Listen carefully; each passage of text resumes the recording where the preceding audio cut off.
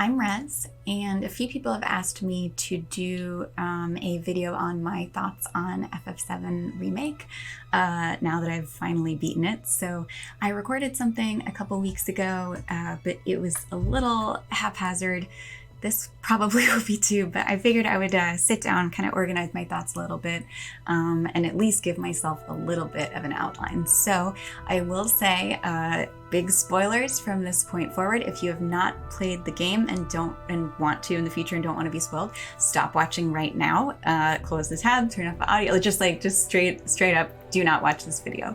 I hate being spoiled, and I would never ever want to be responsible for spoiling someone else's game experience. So hopefully you, whenever you're able to play it, you can come back and watch. But anyway, spoilers moving forward. So I thought I'd split it up into a few different categories, namely characters, music, combat, plot and pacing. I would love to do a section on Wall Market since I had a lot of fun with that chapter. And then I feel like the ending by itself deserves its own separate category. So those are the sections that we'll be focusing on. So let's jump right in.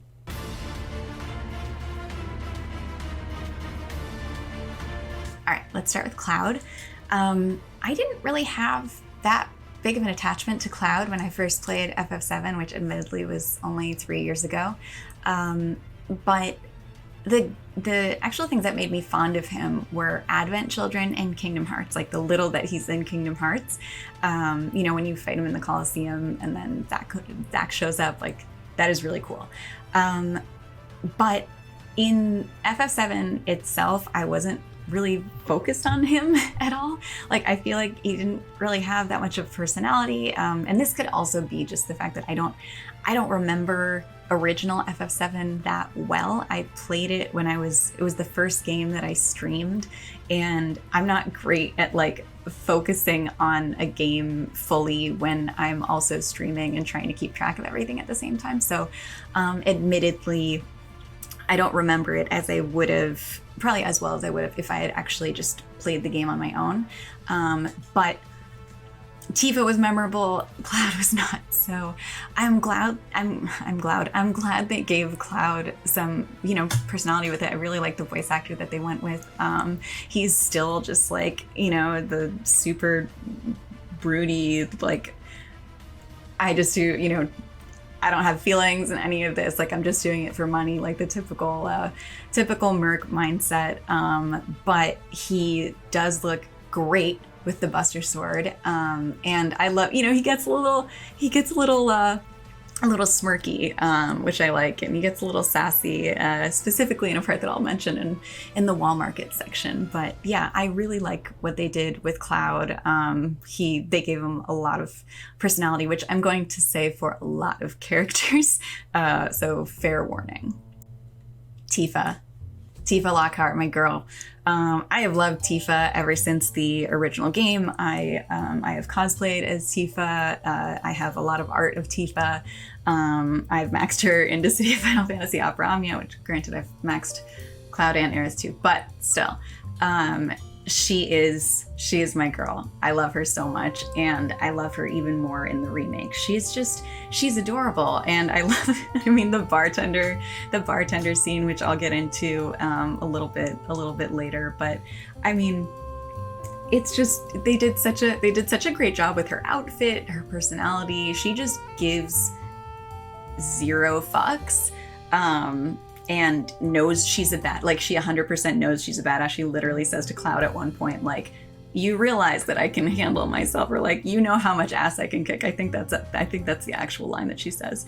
But she just, they did a fantastic job with her. I'm not sure what else to say. I hope a lot of this doesn't sound repetitive. But yeah, in Wall Market, like, I'll get into it later, but she was fantastic in Wall Market for a variety of reasons.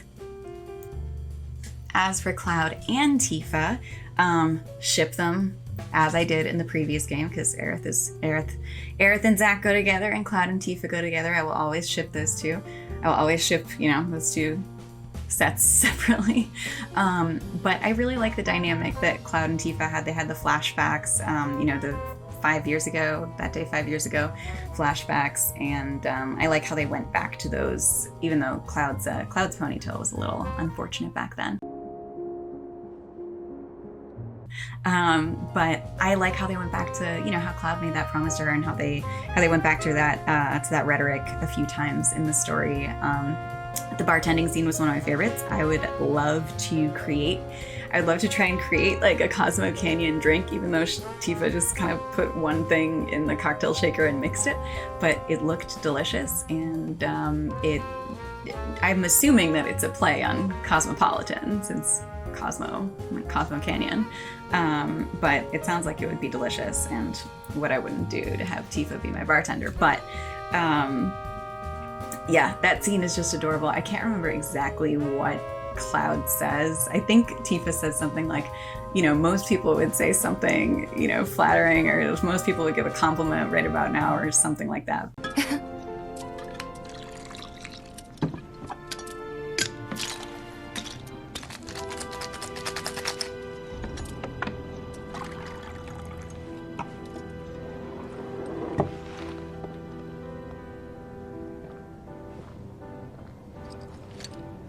Well, most people would say something sweet right about now.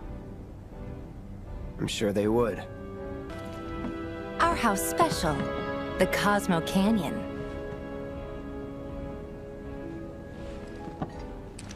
Beautiful. The whole scene is just, I really enjoyed it. And not just because I, you know, drank a decent amount. Barret was another character that I became a lot more fond of. I mean, even when he came out in Dissidia, I was a little bit indifferent towards him, but I love his character in the remake. I think my favorite parts are the parts when he's talking about Marlene. Daddy, you're home! That's right, Angel, I am. Have you been a good girl? Yeah, I've been helping Tifa. Oh, you did you? Well, well. Marlene, she's got short hair. She's cute as a button, with the heart of an angel. Talking about his group and how much he cares about them. Like, he's, you know, he's kind of like, I don't know if I'd say he's like their father figure, but I think he sees himself as their father figure. I have no idea how old Barret is supposed to be. I could probably look that up, but just like, there were so many moments when I was just thinking in my head, like, Barret cares so much. And the little interactions that he has with Cloud, I love how you can tell when he goes from just like not trusting Cloud at all to seeing Cloud as a valued member of the team, and letting him know that in various in little ways that sometimes Cloud picks up on and sometimes he doesn't. I will say that I teared up a little bit when he thought that Marlene died in the record, when Marlene died during the Sector 7 plate crash.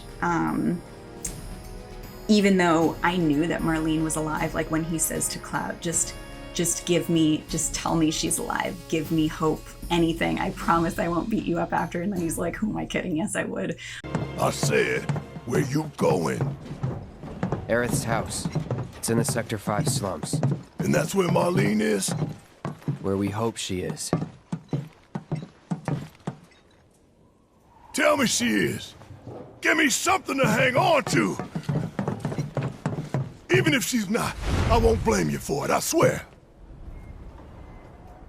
Who am I kidding? I'd probably try to tear your head off. Like, that made me super emotional, even though I already knew that Marlene was still alive. Though at that point I was a little bit concerned, since Aerith had to make a deal with the Turks in Shinra in order to get Marlene to safety, but who knows if, they could have gone back on their word. It wouldn't be the first time, but yeah, I really like what they did with Barret in this game. Aerith went from being a character that, you know, I liked a decent amount to being one of my favorite characters in the entire Final Fantasy franchise. I mean, they did such a great job with her. I mean, they gave her so much personality, and I don't know if it was just because like I wasn't looking for it, or if I just automatically preferred Tifa in the original, and so I didn't really think about Aerith. But oh my god, in the remake, wow, like she is so sassy, like super sassy, and just is so carefree, but at the same time is like all-knowing, but is very secretive about it. I mean, the scenes with her in Wall Market when she's like watching Cloud dance and she's just like panting. Oh my gosh, like it's not even thirst for her, but she's just flirty and sassy and playful, and I really like what they did with her character. And I'll get into this a little bit later when we talk about the plot and pacing and changes from the original story. But yeah, that's actually we'll just get into it then. They did a fantastic job with her, which is why I felt the need to go all out to get her Mithril Rod and max her immediately. I'd also just finished watching Crisis Core when I beat the game, so like putting those two segments together just you know, Aerith just got so much more to her story and personality. Ride 13, Nanaki, LabRatDog. That was, I mean, I knew that he was going to be in the game. I just didn't exactly know when, because again, I don't remember that much about the original FF7. So, which was really good, because I kind of got to experience the game for the first time again. Like, I knew the overall plot. I of course know, you know, the biggest plot point of all, which I didn't know when I first played the game 3 years ago, and people were watching on Twitch and they were like, how have you avoided the biggest spoiler in video game history for 20 years, since it was in 2017? But yes, so I didn't know when we were gonna meet Red, and he is great. Oh my gosh, when Aerith just goes, this child is a friend, like it made me remember that you know, that Red is still a child. And then at some point it flashes to the, you know, very end of the original game when Red and his kiddos are like running along, and like there's no more human civilization and everything, and that, you know, I keep saying we'll get into that later, but like we actually will get into that later. But yeah, when he just joins it, like he's such a good doggo. Like, oh my gosh, he's so good. I cannot wait till he gets added to DFFOO. Instant pity, like more than Riku, like he will be an instant pity for me. When he goes up across, like through to go hit the switches in the Shinra labs and everything, and just he's just such a good boy. And I was thinking about what I was going to say about Red when I was with my dog Teddy, and he just, you know, it just made me love him so much more. Biggs, Wedge, and Jessie. I absolutely loved them, as did many other people. I love how all of them got, you know, fleshed out personalities and backstories, like Biggs with the orphanage and Jessie with her dad with the Mako poisoning. I was absolutely devastated when Jessie and Biggs died, and while I was obviously super happy that Biggs made it, I was really hoping that Jessie would too. I really liked her character. Like, she's so thirsty, but I mean, that's what I love about her. She's so fun and flirty, and you know, I feel like she really helps Cloud come out of his shell. And then Wedge with his thumbs up, like, I loved all of the voice actors for the three of them. Like, Erica Lindbeck is one of my favorite voice actresses, and I'm not sure who the voice actor for Wedge is, but he did a great job in making him just so, like, lovable. Whenever he tried, like, becoming friends with Cloud and Cloud would shoot him down, he just sounded so sad, and I was so sad for him. And then him with his cats, and I was so scared when, like, the plate fell on him, but then he ended up being okay, but now we don't know if he's okay. He'd better be okay. So yeah, I don't know. I mean, as far as I remember, Wedge still doesn't know that Jessie, at least Biggs is still alive, but Wedge doesn't know that Jessie died, and Lord knows he's going to blame himself for that. So not looking forward to seeing what that does to him. But speaking of Biggs, Wedge, and Jessie, climbing the pillar and seeing the three of them at the different stages, like saying goodbye to Biggs, saying goodbye to Jessie, I was 100% tearing up during all of it. Like, I was crying at some points, 100%. Like, they do such a good job in this game at just making you fall in love with a character and then stomping on your heart when they kill them. So I hope by some miracle Jessie is still alive. I really don't think so, based on the fact that Biggs has her headband on his dresser. But I really, really love what they did to the characters in the game. They weren't just the standard Biggs and Wedge or Vix and Wedge or whatever characters that appear in almost every Final Fantasy game, at least the ones that I've played. So yeah, really like what they did with them. Really hope Jessie somehow survived, which I'll get into this a little later, but I am not the kind of person that feels like a character needs to die in order to make a story good. So, but we'll, you probably know what I'm talking about, but we'll get into that a little bit later. Reno and Rude, they did a great job with them in this game. I love how they kept like the Rude meme with the sunglasses from Advent Children. That was hilarious and a good nod to the movie. Okay. So, you had enough yet? No, I don't believe that I have. But I like how they brought in their conscience a little sooner than I think they did in the original game. It showed like they have to do the dirty work and do the work that nobody else wants to do, but at least it shows that they kind of had a conscience when they said, if not us, then somebody else would. And I'd like to think, and I think that it was Rude that said that, and I'd like to think that he said that because it's like, I don't want anybody else to have this guilt on them. So we have to do it instead. And they're both such good partners, and I hope we see some more of Sung. His flow just looks magnificent when you see him. And also, he doesn't age. Looking at him with that flashback with little Aerith, and then now, like, he looks exactly the same as he did, however many years prior. But it just got me more and more excited to see Reno and Rude in DFFOO. So super psyched to see where they take them next in the game, how the other Turks will be incorporated. Like, is Elena gonna come in? How is that? And it also helped that, I got a little bit more of Sung in Crisis Core. So really like what they did with them. The fights with them were super fun both times.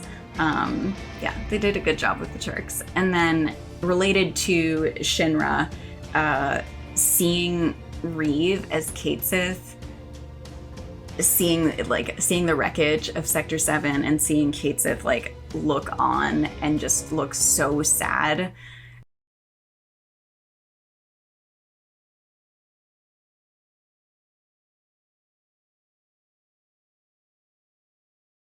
Knowing that that's Reeve and that he tried stopping them, and it's heartbreaking.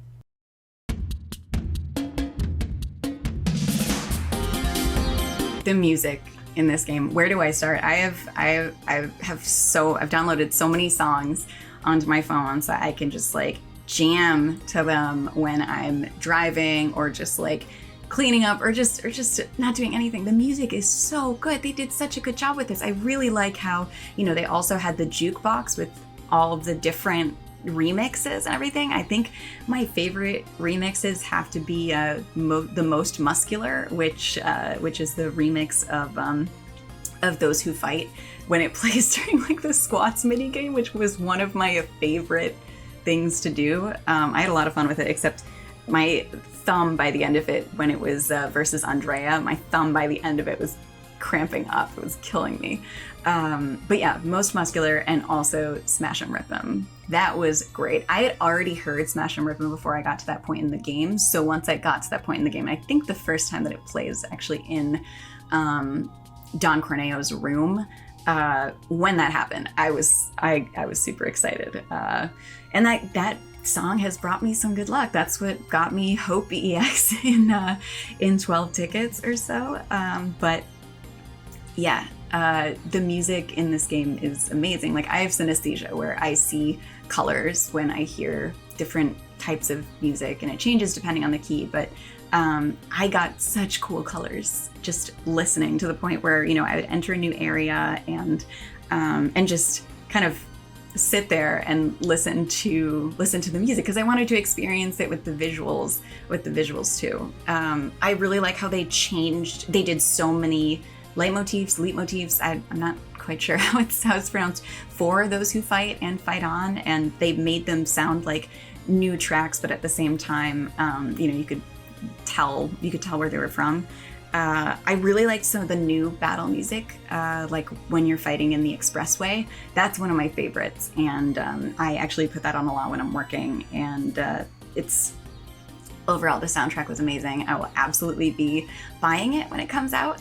If there's a physical version, I would love to get that. I've still got my physical copy of the original 4-disc Tales of Symphonia soundtrack from like 15 years ago or something. More than 15 years ago at this point.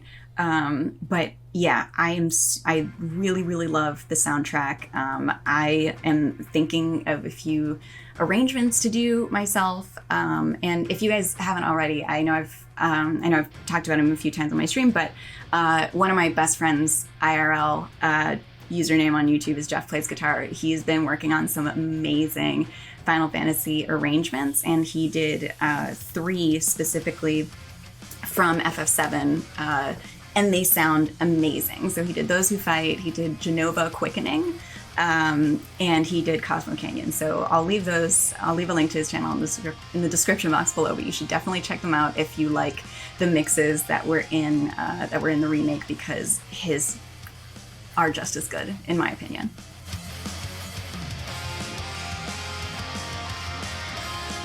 Combat. I think, like, I love the combat in this game so much that I think it was the most fun I've had with combat in a game. I was initially worried that it would be too much like button mashing.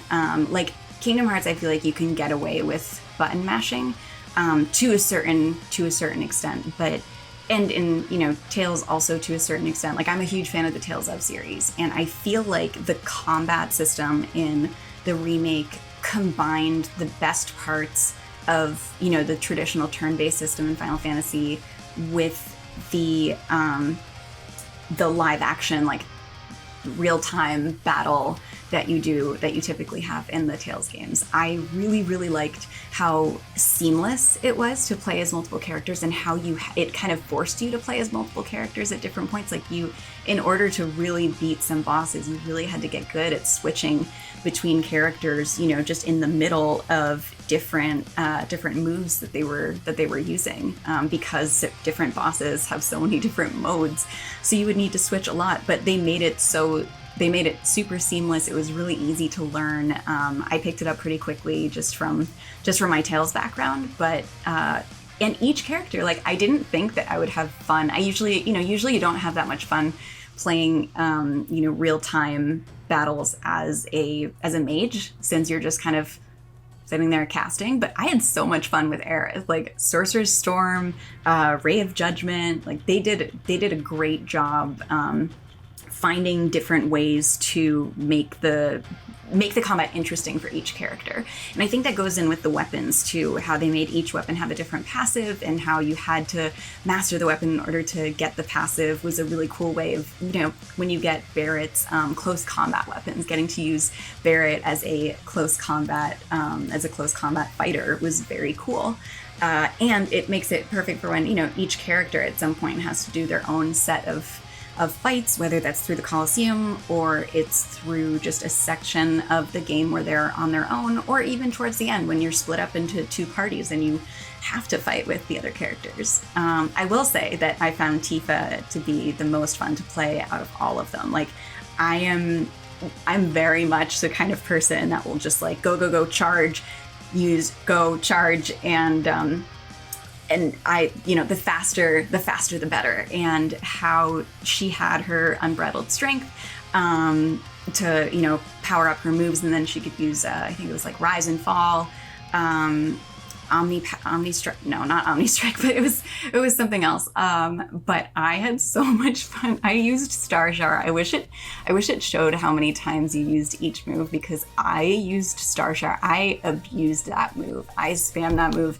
so much. I mean, not to the point where like, button mashing, since you can't really do that for text, but Star Shower was one of the most fun things that I could that you could do in the game. Let me think about other. Oh yeah, the limits. The limits were so fun. I loved seeing all of their different limits, and I got to see. I was glad that I got to see each character's level 2 limit at least a few times. They were very cool, and I mean the whole thing about the combat system was, I was really happy that no boss fight felt too easy. Like, it was always, there were some that were easier than others for sure, but I always had to think about what I was going to do next, and I loved that part. That was, I think they did a great job with the pacing in that sense, the pacing and leveling, and how it kind of forces you to stay at a certain level, because there's only so much grinding that you can do in the game, as far as I know. But yeah, I don't think they made any particular boss too easy or too difficult. I think the one time I got a game over was when I was fighting Leviathan. And yeah, I didn't get Steelskin off with Barret in time and got absolutely wrecked by Tidal Wave. But that was the only time I died. But I was still having fun. Like, it wasn't too easy that I was just breezing through the game. So to me, that is the sign of a great combat system, a great combat progression. And like I said, weapon systems were great. I really, really like how they brought in kind of like the sphere grid system from FF10 or from Tales of Exilia. It reminded me a lot of that. That made it so that, each weapon has like a different thing that you use it for, whether it's magic attack or critical hits, kind of making you choose what your favorite weapon is going to be. I know for me, I switched it up a lot with Aerith, but for Tifa, I mainly stuck with her, I can't remember what they're called, but they're her purple gloves. Those were super fun. Cloud, I tried to stick with the Buster Sword as much as possible, or Hard Edge. For Cloud, I wanted him to be as hard-handed a physical attacker as possible, so I kept him with Hard Edge most of the time. But how each weapon had their pros and cons, and how you would take raw stats over materia slots, for example, like having to measure those was very cool. The one thing that I would love for them to add in the next chapter would be materia sets, so that you can equip materia sets to each character instead of having to switch each individual one back and forth. Like, there are some for different situations, and it would have been great to be able to set those up ahead of time and make it easy to switch, especially when you're switching parties. But that's honestly one of my very few complaints with the game. So yes, I kind of went on a rant here, but loved the combat system.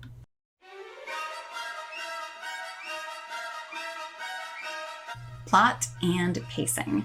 So I'm not sure how organized this is going to be. I really liked the plot. I love what they did with the Whispers, because even though for me the game was still felt pretty new, since I hadn't played the original in 3 years and that was my first time playing it, and I didn't remember that much of it. Like, I barely remembered who Biggs and Wedge were, like where to go in each area. Like, there was a lot that I did not remember, and so it was great because it felt like I got to experience FF7 as a whole for the first time. But the thing that they did with the whispers, I thought was really clever how they incorporated it with the story itself, how they're basically telling us, like, this isn't just going to be a straight one-to-one remake. And as far as I'm concerned, they did a good enough job with this that they can take, that I trust them to do a good job with the rest of the story. So the things that, so there were some things that I didn't even realize weren't in the original game until a little bit later. Like, I knew that Sephiroth didn't show up that early in the game, but the Sephiroth appearances were quite something. I like gasped and jumped a little bit whenever he appeared. He definitely is a little spooky. But yeah, I thought that those were a very nice touch. Let me think. Yeah, the fates, the whispers, and I think they showed that, like, it can be as much as preventing a character's death like it did in Barret's case, but how they beat them at the end of the game, you know, showing up basically like, hey, screw you, we're masters of our own fate, we're gonna decide our own destiny. I really like how it was split up into chapters and how, you know, once you beat the game, you can go back and start at different chapters and go from there. I thought that they were very nicely paced out. Like, I never felt like a chapter went on for too long. And yeah, I think the longest chapter was probably Wall Market, but that was the chapter that I had the most fun in, which I'll talk about in a sec. But yeah, the story I really enjoyed the story. The different side quests that they added in each section were also very cool. I know some people aren't a fan of side quests, but I love those kinds of little side quests, and I really liked how they you know, actually gave points to the story in some way, like getting the best dress for Aerith, for example, or for Tifa, getting the most like affection points for her or something. I really liked the addition of what was her name, Mireille, who ended up being, I'm sure everybody predicted this beforehand, but the Robin Hood of the guardian angel of the slums, or, you know, the Robin Hood or whatever she was, and then Kyrie being her granddaughter. Oh my God, Kyrie, she was super annoying, but whatever, she's just a kid. But the different characters that showed up through those side quests, I really liked, you know, how we got to know them a little bit more. And Marle is such a great character, and she has incredible hair, but I love how she sees Tifa as a daughter, or I don't even know I don't want to say granddaughter, because I'm not sure how old she's supposed to be, but I really liked her character, and how they brought her in for the evacuation of the slums, making sure that Betty was okay, and Green Order Marlene. She was. I really liked her. I really liked her in the game. I also really want to talk about the actual beauty of the landscapes of this game. My God, does this game look good. When I got to Aerith's house, I was in awe of how amazing it looked, like both during the day and at night. I am basing my Animal Crossing, like, I want to create Aerith's house in Animal Crossing, like that whole area in my Animal Crossing, on my Animal Crossing island. So I'm going to try my best to do that, and I'll let you know how it goes. But not only that, but then when Cloud and Aerith are hopping through the Sector 5 or 6, like I can't remember the numbers exactly, I'm sorry about that, but when they're hopping through and they see just like the wreckage of, they see just everything, and then later on when they're all hopping through and they see the wreckage of Sector 7 when Cloud, Tifa, and Barret are trying to go and rescue Aerith. But they really did an incredible job with the scenery in this game. The graphics were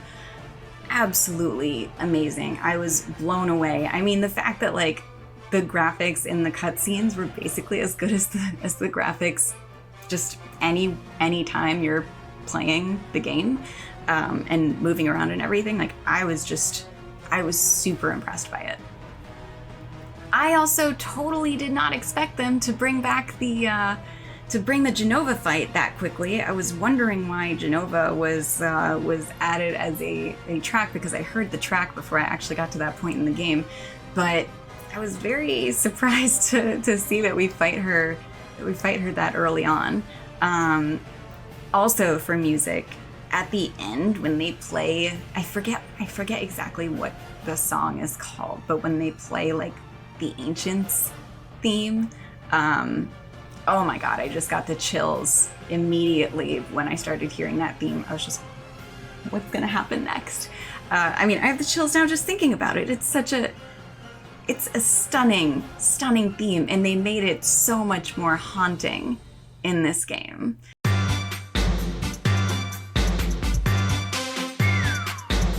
Wall Market. I had so much fun with this chapter, starting from Chocobo Sam's incredible accent, like, She's a real pretty girl. Corneo's hosting another audition, and Tifa was chosen as a candidate. it was amazing. I talked to him many times just so that I could hear his accent specifically, because it's just that good to smash him, rip him when we're facing off against Don Corneo. They did such a great job with that area. I mean, how there are different leitmotifs again, I can't remember how to pronounce it, depending on what section of Wall Market you're in. Adding Andrea and the Honeybee Inn and Madame M with the massage parlor, adding those in were great. I thought that they were both fantastic characters. Madame M reminds me a lot of Lulu, in the fact that, like, she clearly she doesn't take shit from anyone. She knows exactly what she wants, and she knows what she's going to do to get it. And they also kind of have a similar aesthetic. And then Andrea, just what he does with Cloud and how he makes him have this dance off against him, like, that was just amazing. And how he has like a 3-year appointment wait time. I mean, that is something. And then apparently Andrea and Jules, who is another one of my favorite characters, are brothers, which I guess makes sense, seeing as Jules calls him Andy and everything, but I think it was officially confirmed in whatever was released. I can't remember the name of whatever was released, but I really like what they did with those 3 characters and how they all clearly hate Corneo, but they still, advise him in some capacity. But I mean, Andrea's character was just so much fun, and how Jules is just like, he's been at it for hours with the pull-ups, having to do the competition against him. Like I said earlier, my thumbs were dead by the end of it, but I mean, I succeeded and it was great, but my thumbs were dead by the end of it.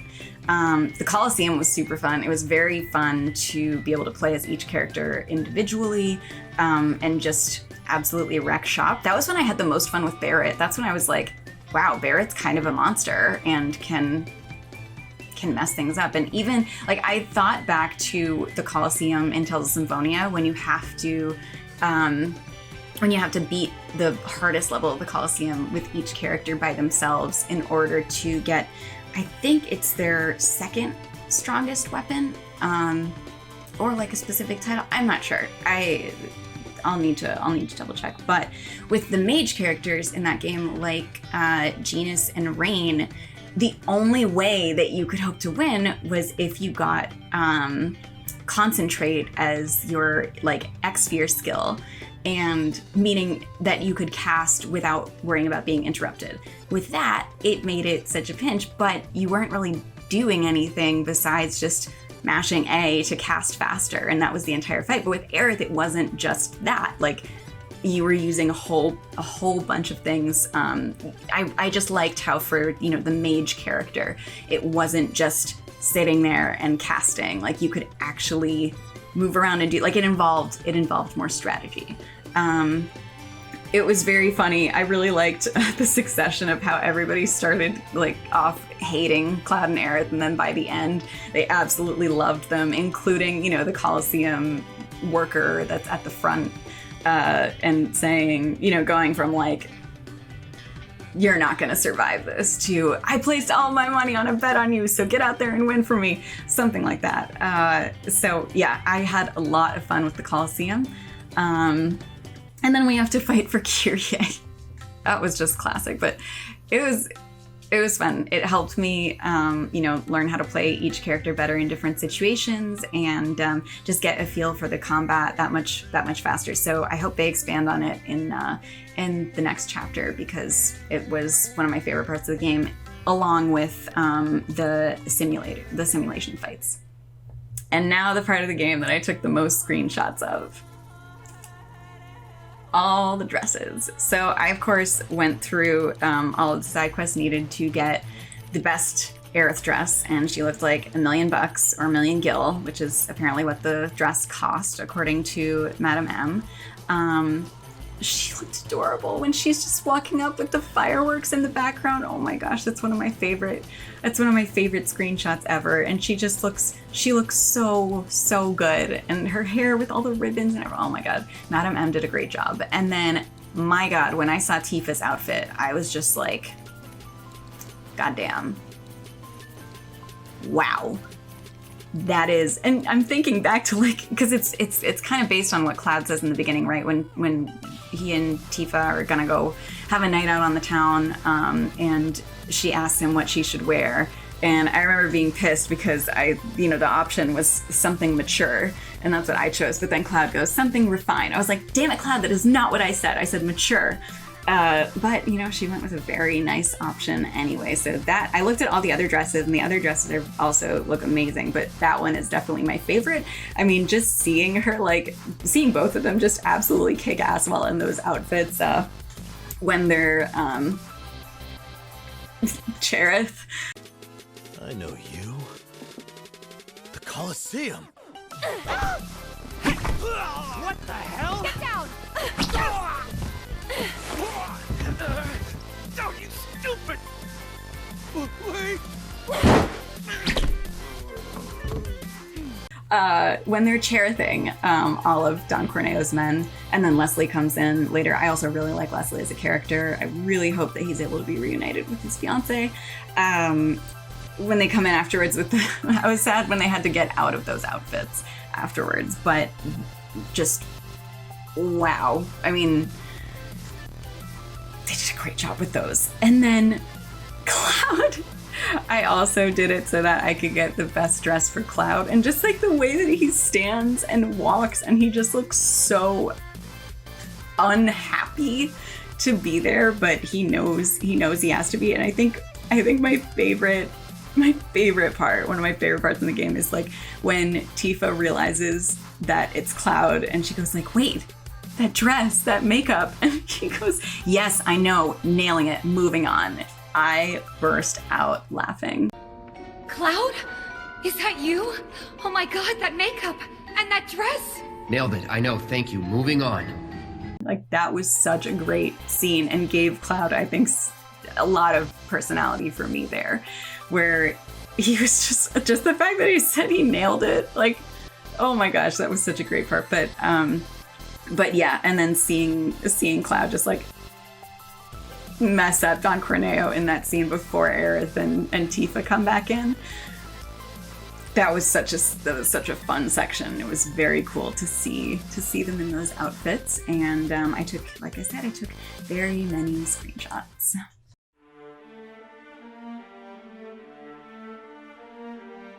And now we're going to talk about the ending. So, I may get downvoted for this. I know it's not a super popular opinion, but I really hope Aerith doesn't die. Like, I became so fond of her during this game that I don't know if I'd be able to handle her death. I mean, in the original FF7, like, I didn't cry because I didn't even think that she would, like, I thought that she was going to come back to life, or that she wasn't really dead, or something that happens in most RPGs. And so I didn't mourn her death until like the very end of the game. When I first played it, that's when I realized that she actually wasn't coming back. I don't think I would be able to handle it after like loving her so much and getting to know her so much in this game, which I think, kind of was the vibe that they're going for, so that if they do kill her off, that we are that much more brokenhearted and feel like our souls are being stomped on. But like I said earlier, I'm not the type of person that feels like, one, it needs to stick one-to-one to the original in order to be good, and two, that a character needs to die in order for the plot to be as good. I think, like I said, that they've shown us that they can stray from the story and still make it a great game. I have no doubt that even if they do decide to save Aerith, which I know a lot of people are hoping that she dies because it is such a plot point, it is such a motivating factor for Cloud and everybody else at that point, but who's to say there can't be another driving factor? Like I said, I trust them to do a good job with the remaining chapters, and I would be A-okay. I really, really hope they don't kill Aerith, because I wouldn't be able to handle it. And I mean, the way that the ending happened, I mean, they're basically just telling us, you have no, even though this is a remake, you don't know what we're going to do next. You don't know how we're going to handle the biggest plot points here. And I really appreciate that, because even though for me, everything is going to seem pretty new, for folks that know FF7 like the back of their hands, I'm super glad that they also get some newer experiences with this, because, you know, while a one-to-one remake, like what they did for Trials of Mana, is super fun, I also think that, you know, they're allowed to take some liberties, which one might say that the biggest plot point of the original story, changing that might be taking too many liberties. But like I've said multiple times, I think they can still make it work if they let Aerith survive. And honestly, I think that's why they had the final boss be the Fates in this game, basically saying like, screw you, we're gonna manage our own destinies. You know, when Barret is almost about to die and the Fates save him, but then it's like, no, the Fates aren't necessarily good or bad, they're just trying to keep things on the original path. That was a very clever way, I think, to basically tell us like, hey, here's what we're gonna do. We're gonna make it so that you don't know what's coming, and basically making it part of the making it part of the story that it's not going to be a one-to-one remake. One thing that I'm super, super excited about is Zack. When it showed, I had just finished watching the like cutscenes for Crisis Core like a couple days before beating the game, or honestly, it might have even been the day before. And when he stands up and says, like, was that the last one or was that it? I can't remember exactly what he says, but oh my God, I started crying.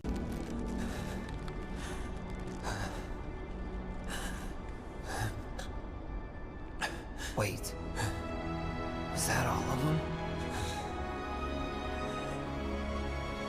I started bawling at that point because he survived. He survived, and even though it was in an alternate timeline, like, that gives me hope that Zack and Aerith can be reunited someday. I know that she can sense, like, when, you know, seeing the scene when Zack is holding up Cloud and they're like, you know, just dragging themselves to Midgar and they're leaving Midgar, and Aerith can sense when they like pass each other in the different parallel universes. Like, I really hope that somehow they'll be able to be reunited.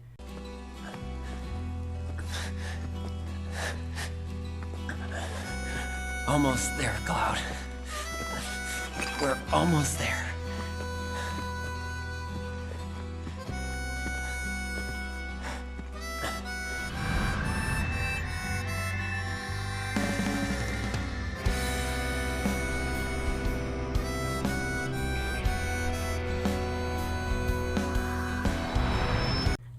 I know that they'll probably be reunited in that world, so I don't know if there's going to be some parallel universe hopping or if they'll start to incorporate that into the story, but I was just super happy when that happened. And I also don't think that it would mess with it.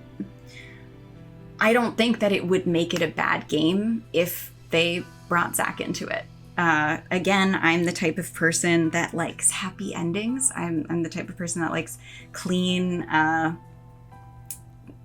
clean storyline. And I feel like they don't need to put Aerith through that again.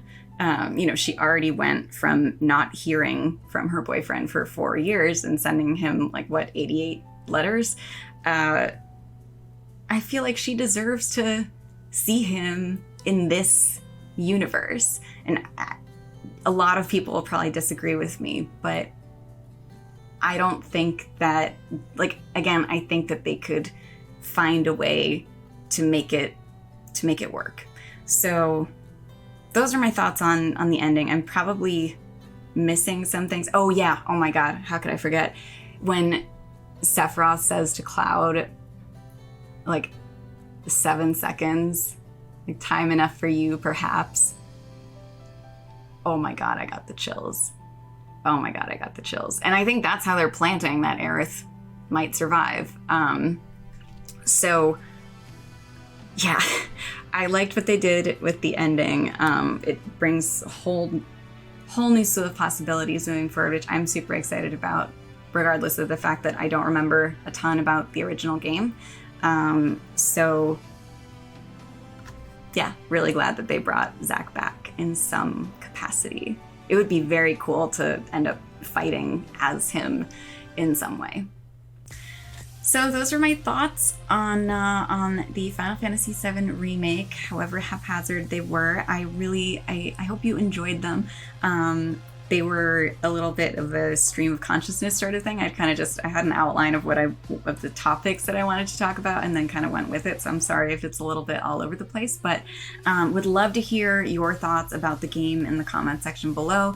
Let me know what you thought about the ending, what you hope they do with Aerith. I know, like I said, most people probably aren't going to agree with me that I want Aerith to survive, but always down to have a healthy discussion about it. So thank you so much for watching. I hope you enjoyed, and hope you have a great day. Bye.